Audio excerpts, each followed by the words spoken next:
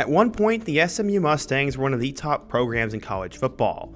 They have a couple of claimed national championships, a ton of superstar players, a rich history in the state of Texas, and a ton of brand prestige. Except sadly, in the last few decades, SMU has more so been known for what they did wrong instead of what they did right.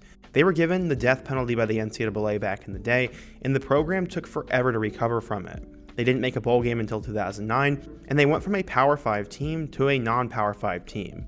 In today's college football world, that is a huge difference, and they're one of the few schools to lose that Power 5 status. Except, because of some generous donations and a ton of support around the program, SMU essentially bought its way into the Power 4 at the closing hour, and is right now seeing the fruit of both their labor and their money. Currently, SMU is the top team in the ACC, and if the college football playoff were to start this week, they would not only be in the playoff, but they would have a bye. The Mustangs have enjoyed a crazy breakout season, and in today's video, we're going to talk about the rebirth of SMU football. How did this school go from getting the death penalty to resurrecting its program in the last couple of years and now being a contender in the Power 4? We're going to talk about all that, but before we get started, if you're a big fan of college football, be sure to subscribe to the channel, leave a like if you want to support today's video, and let me know what player, team, topic, or situation I can cover next. Now let's get started and talk about the impossible rise of SMU football. So as of today, Monday, November 11th, SMU is ranked number 13 in the country, is 8-1 and first in the ACC. They'd be the top team from the ACC in the college football playoff, and it looks like right now the world is their oyster. But at one point, SMU was a huge deal. They had won 11 Southwest Conference titles, had a Heisman winner in Doak Walker, and there is now an award named after him, and Eric Dickerson finished third in the Heisman in 1982. SMU claims 2 disputed national championships in both 1981 and 1982, and then it was hit for NCAA violations. In 1987, SMU became the first and only college football program to receive the, quote, death penalty from the NCAA. They were found to be paying players, and they were essentially on payroll, and that resulted in the program canceling 2 football seasons. SMU would not make another bowl game until 2009, and it hasn't yet played in the college football playoff or even a New Year's Six bowl since. They had a couple of bright moments, like when June Jones got them to bowl eligibility for the first time in 2009, and then led them to 4 straight bowl victories. He ended up falling apart there though, and they brought in Chad Morris, a high school legend, to take over. Morris got them to 7-6 back in 2017, where they lost in the Frisco Bowl to Louisiana Tech. In 2018, Sonny Dykes became the head man, and led by Texas quarterback transfer Shane Buechele, he led the Mustangs to a hot start, and eventually they went 10-3 before losing in the Boca Raton Bowl. In 2020, SMU would go 7-3, and then in 2021, the team would go 8-4.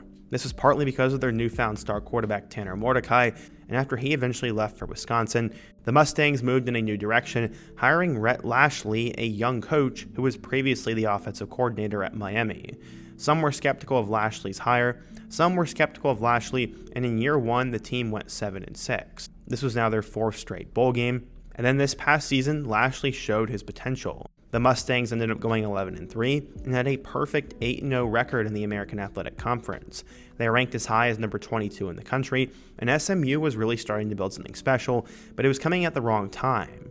They were currently not a Power 5 team, and with the playoff expansion, they would really have to find their way into becoming a Power 4 program at all costs.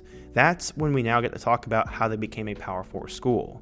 The death penalty's grip on SMU was cold and steely. David Miller knows that.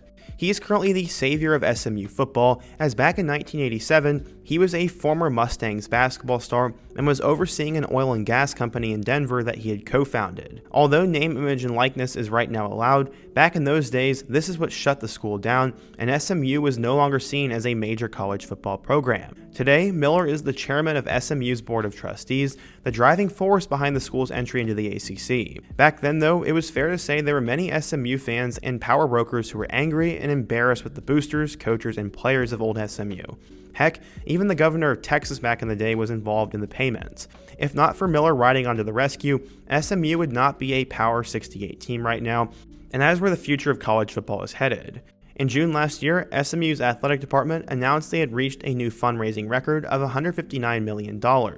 Most of the school's funds were secured during a one-week period following September 1st of 2023, as that's when they announced they'd be leaving the American to the ACC. That was not where they first went. They tried to go to the Big 12, but they weren't interested. They tried to go to the Big 10, but they weren't interested. And then the Pac-12 sort of fell apart. The ACC is where they ended up. Initially, though, the conference was concerned the Mustangs would not be able to compete without solid funding. All it took was $270 million, though, as that is what SMU raised for the next 9 years in the ACC, and they apparently have enough money for the next 5 years as of now. Last year, SMU essentially agreed to join the conference for nothing. They would get no media rights revenue. They would get ACC Bowl and NCAA tournament payouts, but beyond that, they are basically playing on their own dime. Desperate times called for desperate measures, as the doors to becoming a Power 4 school were quickly falling apart. SMU essentially bought its way into the big time. Miller said, quote, "There's been a lot written about how we gave up $30 million per year for 9 years. I will say, though, it's hard to take the position that you gave up something that you didn't have, and furthermore, that we are never going to get." At 73 years old, Miller knows how to raise money, as he was a billionaire who founded NCAP Investments, a powerful oil and gas private equity firm. 20 years ago, he was appointed to the National Petroleum Council and actually became an advisor to the Secretary of Energy. At 6'8", he's been involved with SMU for a long time, and he was part of the Southwest Conference Championship back in 1972 for basketball. This season, SMU opened an end zone complex that was 192,000 square foot and $100 million, and it included a football center, a human performance level, and a hospitality level. Miller said, quote, "You take this athletic program that has a deep and rich athletic history, and all of a sudden it's relevant. But no 4 or 5-star football or basketball player coming straight out of high school is going to go to a non-Power 5 school. No matter how much fast talk and how much you smile, it just isn't going to happen." Honestly, SMU is in a good spot. As of the time of when the article was written, SMU had the most wins, 32, of any Texas school in the last 4 years amongst Power 5 conferences plus the AAC. 32% of the athletic budget goes to football, which is consistent with the ACC. They're 8th in endowment, and they are in the top 6% nationally for colleges for salary potential. SMU had a lot going for it, and the recent football success really helped. But how have the Mustangs become so good this year? Well, let's take a look at that now. Okay, so to start out the year, expectations for SMU were not all that high. Many thought they'd be near the bottom of the ACC, and despite having a good quarterback, no one really thought they would do much. In week 1, they struggled tremendously, as on the road against a bad Nevada team, they'd only end up winning 29-24. Preston Stone was the quarterback in that game, and RJ Maryland went insane at tight end, but still, they only won by about 5 points. After beating Houston Christian in week 2, there was now a quarterback controversy. All of a sudden, Kevin Jennings had surpassed Preston Stone as the starting quarterback, and he was now taking over for the team. In week 3 against BYU, Stone once again was benched, and Jennings almost led them to a comeback victory against a team that was predicted to finish near the bottom of the Big 12. This game was supposed to be 2 teams that were terrible, but now BYU is currently the top team in the Big 12, and SMU is the top team in the ACC. From there, they would go on a roll. They would beat TCU 66-42, and now the team was 4-1. Then they'd play Florida State and destroy the Seminoles at home 42-16. Now they were 4-1. Then they had their first big test of the year as they go on the road to play against number 22 Louisville. Was SMU a fluke or were they legit? In this game, they'd then go on the road and beat the number 22 Cardinals 34-27. Kevin Jennings had a crazy game in that one, and then after that, they'd go kill Stanford on the road. The Mustangs were now 6-1, and they were definitely legit, but no one thought they could win the ACC. They travel on the road to Duke, who was also having a breakout season in year 1 under Manny Diaz, and this game was a struggle. SMU would end up going to overtime with the Blue Devils, and they would luckily win 28-27 by 1 point.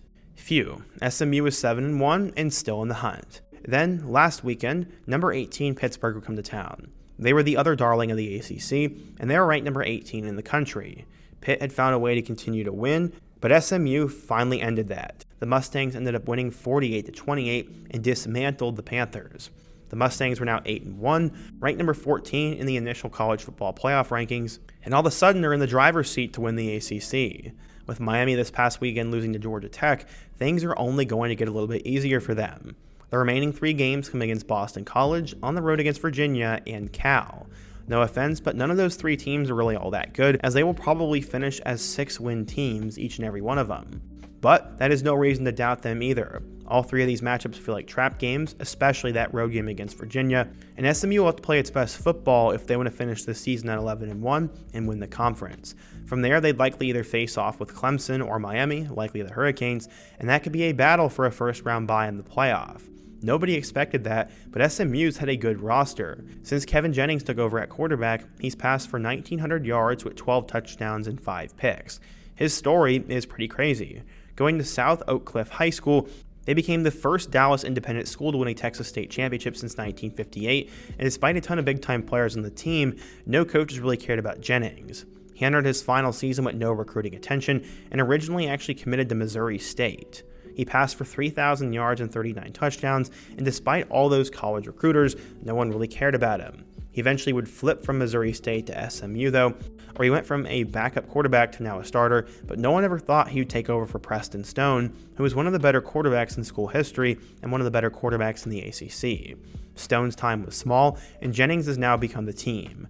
Brashard Smith has become the go-to running back, as so far he's carried the ball 140 times for 906 yards and 11 touchdowns. Smith also has an interesting story, as he originally played for Miami for 3 years and then is now at SMU, becoming a really good running back for them. LJ Johnson, the Texas A&M transfer, is also playing really well at 5 touchdowns. And then in the receiving game, RJ Maryland, whose father was a big NFL pick, is leading the way with 24 catches for 359 yards and 4 touchdowns. Keyshawn Smith is their second leading receiver with 20 catches for 354 yards and 3 touchdowns. And then Roderick Daniels, Jake Bailey, and Jordan Hudson are all having efficient years. In terms of the defense, they have a really good pass rusher in Isaiah Smith. Brandon Crosley leads the way with 6 pass deflections, and Ahmad Moses has 3 interceptions. SMU is playing really good as a team, as they have a couple of solid receivers, a quarterback who can both run and pass the ball and command the offense, a star runner in Brashard Smith, and then a very efficient team on defense. They've also gotten lucky as they haven't had that difficult a schedule, as they skip both Miami and Clemson. The hardest 3 games in their schedule this year were BYU, Louisville, and Pitt, and they managed to win 2 of those 3, and could have easily beaten the BYU Cougars as well. I'm worried they do end up falling to one of those 3 teams left in their schedule, but it still won't really change SMU's season. They went from a team who was not in the Power 5 and had to buy their way in, to now potentially at minimum having a 10-win season, with potential to go to the ACC Championship and the playoff. Even if they lose one of those games, they could still go to the ACC Championship, beat Miami, and get right back in it. Preferably, if you're SMU, you want to win out, so then if you lose, you still get in. But the Mustangs are having a crazy year, and nobody could have ever saw this coming. It goes to show you what a financial investment in football can do. And while I do put a little bit of an asterisk on it because SMU is so prestigious in its history, what they've done is remarkable. They went from a program with a very dark future to now being the top of a Power 5 conference with a chance to compete for a national championship in year 1. Rhett Lashley deserves a raise. SMU is recruiting really well, and they should continue to funnel money into the program because it's seemingly a good investment. But what do you guys think? If you're an SMU fan, how have the Mustangs done it this year? What do you think they're going to do the rest of the year? And what other team or program should I cover next? Be sure to let me know down below. Leave a like if you want to support today's video, subscribe if you're new, and check out all of the videos on the end screen. Hope to see you guys again soon, but until next time, peace.